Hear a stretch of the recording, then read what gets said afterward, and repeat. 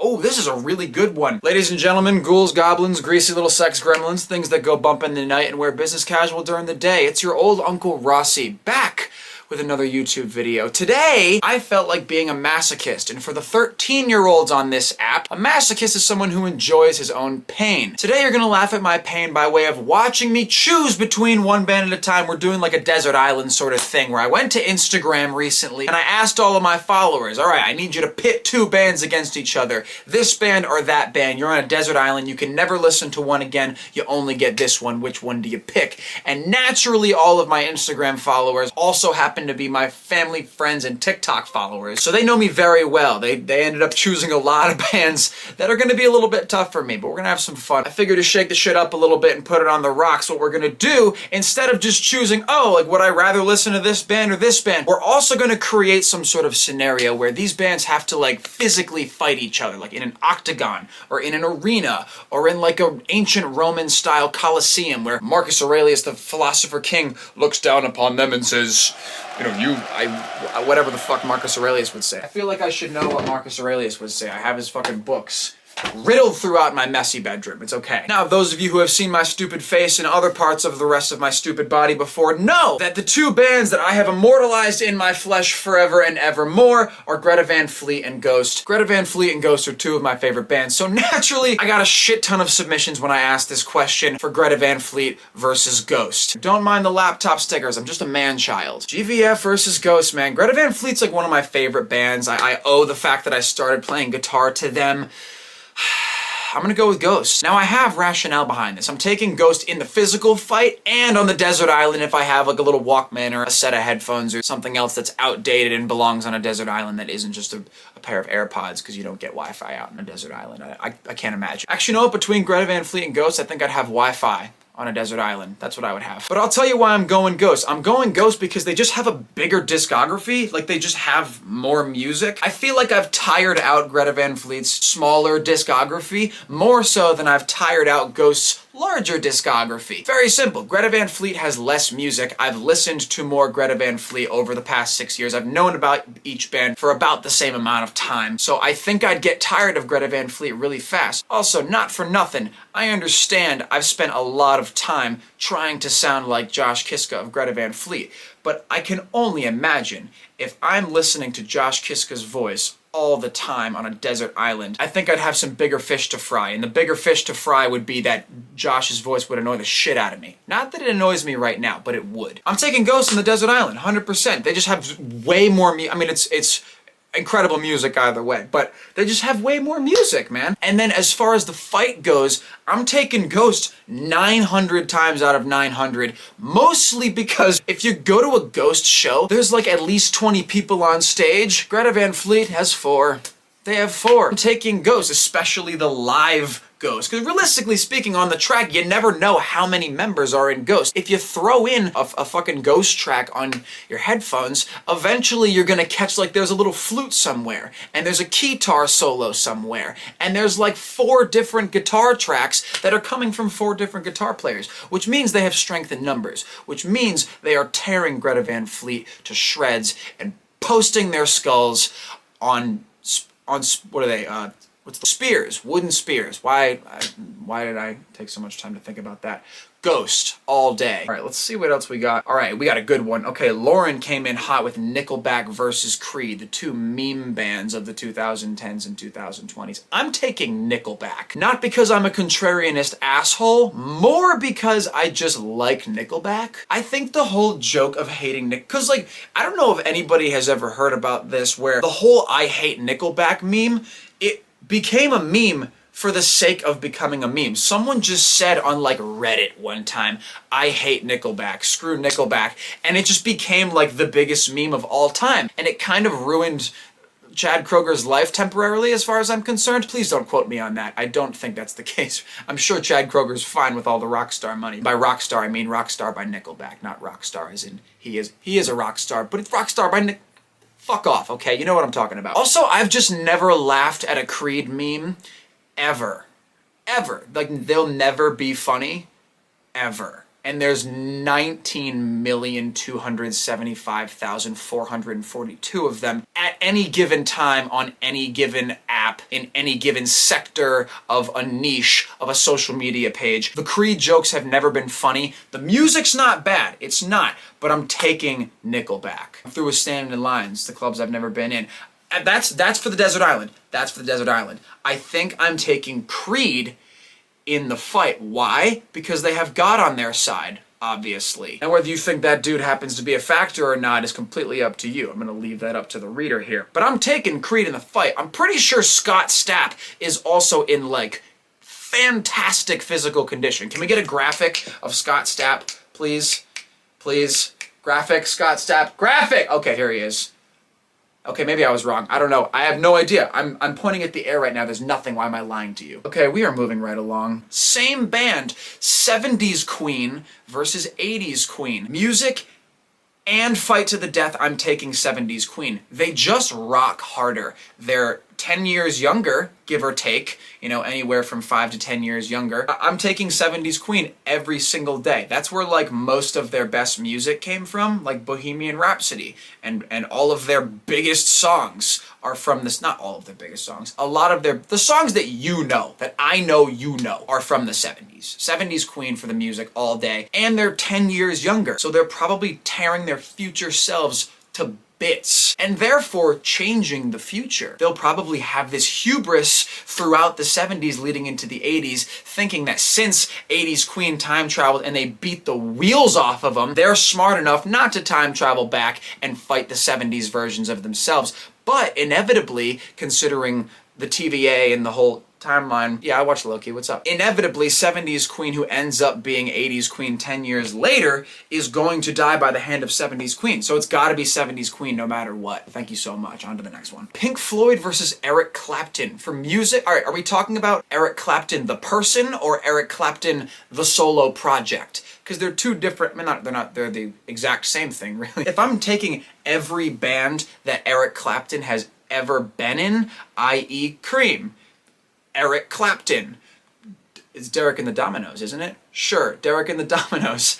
The Yardbirds. The time that he played with all the old blues guys. I'm taking the music of Old Slow Hand, okay? I don't care how basic that strat is. It looks damn good on Eric Clapton. As far as the fight goes, I imagine we're not talking about all of the bands of Eric Clapton, because here it doesn't specify that. We're talking about Eric Clapton versus the members of Pink Floyd. So I think as far as the fight goes, Pink Floyd is eating Eric Clapton for a mid-morning snack and brushing their teeth with his metatarsal. I don't know how you brush your teeth with a metatarsal. I don't know what a metatarsal is. That's okay. It felt right, man. It felt right. We're a feel page. We do feel. All right, now we got Greta Van Fleet versus old Greta Van Fleet, aka Led Zeppelin. I just said that to upset all the old people and the young people who think that they need to go to bat for Led Zeppelin. Why are you dying on that hill? Fuck off. I'm probably taking Led Zeppelin over Greta Van Fleet, again, for the whole they just have more music, some of which I don't even think I've discovered. There's like a couple of Zeppelin songs that I don't even fucking know yet. I can name it and sing and play every single Greta Van Fleet song like the backside of my left cheek, you know? It's like, I'm probably going with Zeppelin because there's just more music. There's just more music. As far as the fight goes, I'm probably taking Zeppelin again. As far as I'm concerned, Robert Plant, well, okay, you know what? I'm gonna backtrack here. If it's prime Led Zeppelin, like 1974 Led Zeppelin versus Greta Van Fleet right now, Led Zeppelin is wiping the floor. It's not close. The mops atop the heads of Greta Van Fleet will be used to mop the floors of the Octagon by Led Zeppelin. Particularly John Bonham. I felt like that dude can fight. Right? I feel like he could fight. He was just a big, burly, brooding ogre of a man. I feel like he'd probably give the pause to, like, everybody in Greta by himself. The reality of the situation here is that there are 3 members of Led Zeppelin who remain on this plane of existence. John Bonham is no longer with us, but all of Greta Van Fleet is, and they're approximately 50 years younger than Led Zeppelin. So, if we're talking about right this very second, you ship both of those bands out to Las Vegas, put them in a big octagon, Joe Rogan's red in the face, Bruce Buffer's screaming into a microphone, and everything's fantastic. Greta Van Fleet is ending the lives of the remainder of Led Zeppelin. Good thing none of these things would ever happen. I think I might get flagged by YouTube. They're probably gonna be concerned, like, what is this guy trying to arrange? Like, what's the goal here? I promise YouTube, I'm not actually trying to hurt anybody. We're talking hypothetically here. Avenged Sevenfold versus Ghost. That's tough. In the fight, it's gotta be Ghost. Again, infinite members. There could be fucking 25 guys on stage or on a track for Ghost. For the most part, Avenged Sevenfold has what? 5? They have what? M Shadows, Sinister Gates, not Johnny Sins. Crucify me to the hood of your car in the comments. I'm really sorry. But there's 5 of them. Rest in peace to the Rev, man. I'm taking Ghost for the hands. I don't know if anybody in Ghost has hands. I don't know who anybody in Ghost is except for Tobias Forge and every now and then the guitar player from Opeth. Not that it matters. Ghost is wiping Avenged Sevenfold in the fight.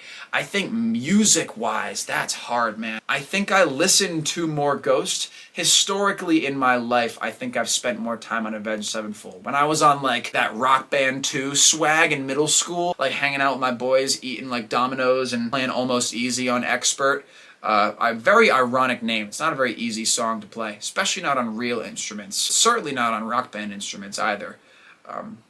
But you know, I was kind of like that on Rock Band, so it's not I think musically speaking, I'm going to take Ghost as well. It's close, but I'm going to take Ghost musically and in the fight. Thank you very much. On to the next one. Interesting one, Lady Gaga versus Elvis. So Lady Gaga never hit on children, but I think at like the Illuminati meetings, she's blending them and drinking them. So I think I'm gonna go with Elvis. I don't know, dude, the Gaga songs, I don't know what the fuck she knows about cameras, but the music is good, man. I think overall though, I think Elvis had more of an impact on me musically. So I think I'm gonna go Elvis. As far as the fight, I'm gonna go Gaga because she's got some weird satanic meat powers. Also, Elvis has been fucking dead for like 50 years. Really dark, sorry about that. Not sorry. Ooh, interesting one. Okay, we're gonna do a couple more. The 1975 versus Turnover. That's a good one, Miranda. I've seen the 1975 in concert. I don't particularly enjoy their music. It feels like it's made for girls who think drunk cigarettes are romantic. They're not. Okay, eat a meal. 1975 is creative. There's a lot of cool, thematics, especially in the live shows. But honestly, quite impressed with what I saw. Never seen Turnover, but I do have some Turnover in my blue Telecaster up to your neck, like cuffed beanie playlist. Musically, I'm taking Turnover. Fighting, I'm probably taking 1975. I think it's a bigger band in general. I think Matty Healy has less to lose, if you know what I'm saying. He has that extra gear in his brain where he can just turn it off and just become Jason Voorhees. I think I'm gonna take 1975 in the fight, but we're going Turnover for the music. All right, last one of the day. This is a really good one too. Slipknot versus System of a Down. Honestly, now that I really think about it, I don't think this one's close at all. I do love System of a Down. I've grown up listening to System of a Down, but I've also grown up listening to Slipknot, and I've spent more of my time growing up listening to Slipknot and becoming a sweaty little mud grub who drinks Mountain Dew Code Red. Sorry to all the maggots. For those of you who are here because this is like a total vibe and not because you listen to these bands, maggots are what we call Slipknot fans, or what Slipknot calls Slipknot fans at least. You're not a maggot, but Slipknot calls you a maggot, okay? That's what you are. I'm taking Slipknot in the fight and in the music. I'm pretty sure Mick Thompson of Slipknot has been known to like stab people, so I can't imagine he's gonna back down from a fight. He's a big dude too. I don't know if you've ever seen Slipknot like in a music video, in concert, in interviews, in public, whatever it might be. There's a couple of those guys that are massive, and if nothing else, Corey Taylor's neck is not gonna get wrung. That thing is like the Great Wall of China. That thing is the Great Wall of China, and I'm a little bit jealous of it, honestly. Like I don't know, can we get another graphic? Corey Taylor's neck? Corey Taylor's neck. Thank you. Yeah, it's fucking amazing, isn't it? We're gonna take Prime Slipknot versus Prime System of a Down, and Slipknot is drinking the blood of System of a Down. It's not close. It's not close. Now, before my camera dies, before I get this show on the road, before I pack this upper decky gum pilly, way back where Bill Belichick hides his emotions, I would like to thank the sponsor of this video. Absolutely nobody, because we just got here, you fool. But that is all I have for you today, folks. Yet again, I'd like to thank you for hanging out and wasting your time with me. Thank you for sticking around. Make sure you like and subscribe. Good night, sleep tight, get the fuck out of my sight. of you to join us. About damn time. You're fucking late, okay? You're late.